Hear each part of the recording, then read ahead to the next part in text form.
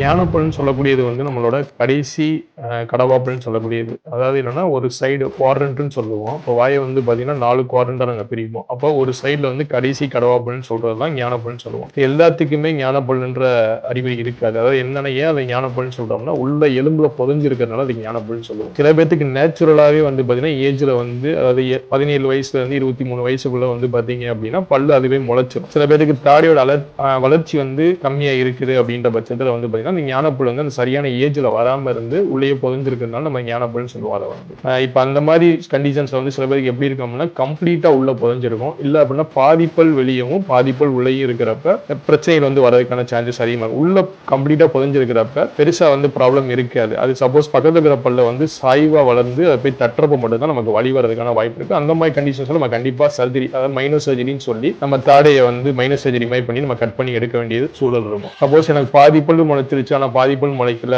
சதை வந்து கவர் ஆயிருக்கு அப்படின்னா அந்த மாதிரி கண்டிஷன் என்ன ஆகும் அப்படின்னா நம்ம சாப்பிட்ற சாப்பாடு போய் அந்த சதைக்கு அடியில போய் ட்ராப் ஆக ஆரம்பிக்கும். அப்ப அந்த இடத்துல வலி வீக்கம் வந்து சலம் கட்டுற மாதிரி சுச்சுவேஷன்ஸ் வரப்ப கண்டிப்பா நம்ம ஒரு எக்ஸ்ரே எடுத்து பார்த்தோம் அப்படின்னா எந்த அளவுக்கு எலும்பு கவர் ஆயிருக்குன்றது தெரியும். சப்போஸ் பாதி பல்லு எலும்பு கவர் ஆயிருக்கு அப்படின்னா கண்டிப்பா நம்ம அதை வந்து மைனர் சர்ஜரி முறையில் நம்ம பண்ணிதான் ஆகணும். இன்னைக்கு வந்து காமன் ஆயிருச்சு. நம்ம முன்னாடிலாம் வந்து பாத்தீங்கன்னா அந்த அளவுக்கு பெரிய வசதிகள் இல்லை, அதனால ரொம்ப பெரிய ப்ராப்ளமேட்டிக் திங்கா இருந்துச்சு. அதாவது சர்ஜரின்னு சொல்றது வந்து இன்னைக்கு அப்படி இல்லை. சேர் சைட்ல வந்து ரொம்ப மினிமல் ப்ரொசீஜர்ல பெயின்லெஸ் ப்ரொசீஜர்ல நம்ம வந்து இன்னைக்கு ஈஸியா ரிமூவ் பண்ணிடலாம். அதனால ஞானப்பல் வந்து இன்னைக்கு ரிமூவ் பண்றதுலாம் ரொம்ப காமனான விஷயம். அதை பத்தி பயப்பட வேண்டிய அவசியம் கிடையாது.